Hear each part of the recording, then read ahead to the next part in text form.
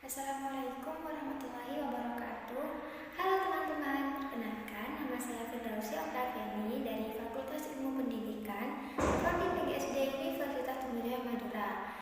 Nah, kali ini saya akan menceritakan sejarah salah satu makam yang ada di Arosbaya, yaitu Makam Agung Arosbaya. Yuk, tonton terus videonya.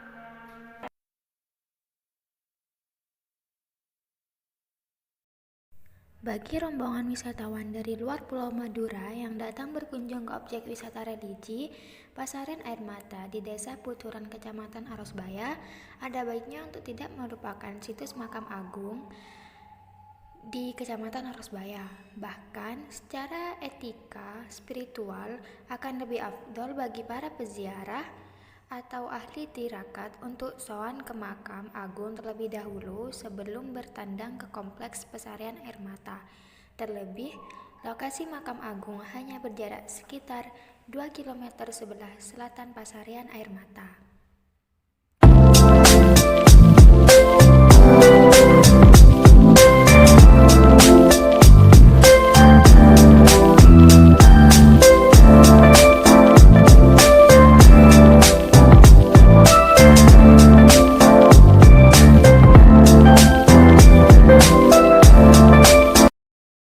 Di kawasan sekitar Makam Agung, tepatnya di Kecamatan Arosbaya, disebut-sebut pernah berdiri kerajaan kecil bernama Kerajaan Pelakaran.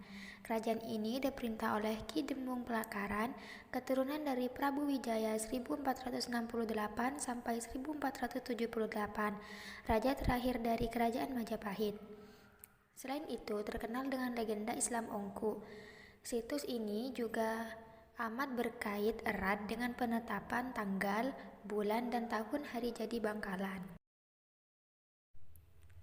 Berawal dari keturunan Ki Demung Pelakaran dengan permaisurinya Nyi Semekar inilah sistem pemerintahan di wilayah Madura Barat kemudian jadi semakin terbangun dan berkembang pesat.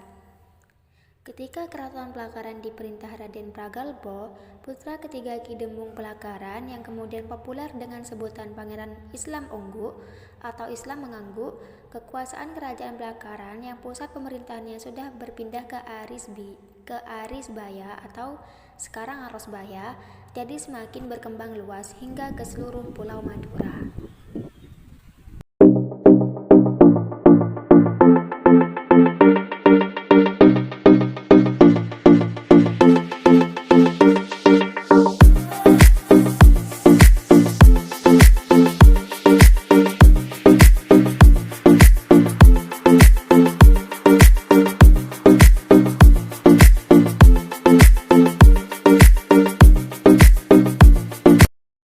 Sayangnya, dari sisi kultural, situs Makam Agung tidak memiliki peninggalan karya seni yang adiluhung seperti di Kompleks Pasarian Air Mata.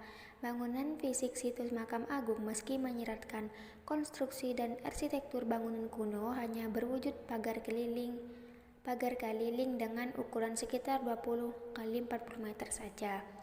Warangka dan batu nisan dari puluhan makam yang tersebar dalamnya, termasuk situs makam Raden Pragalbo dan Panembahan Ki Lemah Dhuwur, juga tidak dihiasi pahatan seni ukir yang menyiratkan simbol-simbol filosofis seperti makam para raja di Pasarian Air Mata. Demikian pula, semua makam yang ada tidak pula berada di bawah naungan bangunan cungkup, melainkan terhampar begitu saja di alam terbuka. Meski begitu, suasana situs Makam Agung terasa begitu teduh, serta menyiratkan aura cukup sakral. Ini terjadi lantaran di sekitar kompleks Makam Agung bertebaran sejumlah pohon beringin tua cukup besar, dan selain itu ada pula sebaran pohon Kamboja dengan aroma wewangiannya yang spesifik. Selain itu, lokasi Makam Agung yang berada di tengah hamparan sawah penduduk sekitar juga belum dilengkapi sarana dan prasarana penunjang yang memadai. Di lokasi makam, sejauh ini belum ada deretan kios souvenir arts, areal parkir, serta deretan warung makanan tradisional. Satu-satunya prasarana penunjang yang ada hanyalah bangunan baru berupa sebuah cungkup peristirahatan, musola kecil, dan sebuah toilet. Berkat kebersahajaan fasilitas sarana dan prasarana penunjangnya itulah Arus kunjungan wisatawan ke objek wisata religi Makam Agung secara kuantitatif jauh lebih kecil dibanding kunjungan ke Pasarian Air Mata. Para peziarah dan ahli tikarat dari luar pulau yang bertandang ke situs makam tua itu hanya bersifat satuan, tidak dalam bentuk rombongan bus pariwisata ziarah yang kaprah berkunjung ke kompleks Pasarian Air Mata. Hanya saja, bagi siapapun wisatawan yang ingin soman ke Makam Agung juga bisa ditempuh dengan perjalanan yang mudah, sebab lokasi Makam Agung saling berdekatan dengan kompleks Pasarian Air Mata. Jaraknya hanya sekitar 2 km saja, atau berjarak sekitar 17 km sebelah utara pusat pemerintahan Kota Bangkalan. Prasarana jalan raya menuju ke Makam Agung juga sudah mulus, nyaman dan aman.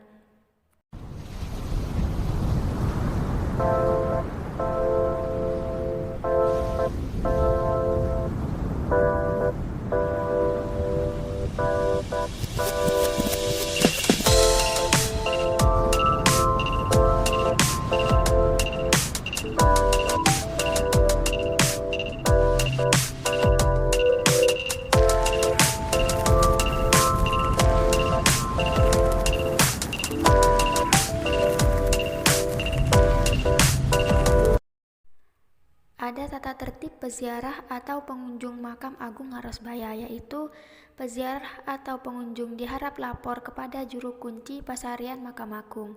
Selain itu, para musafir yang bermalam harus menyerahkan identitas atau KTP kepada juru kunci Pasarian Makam Agung.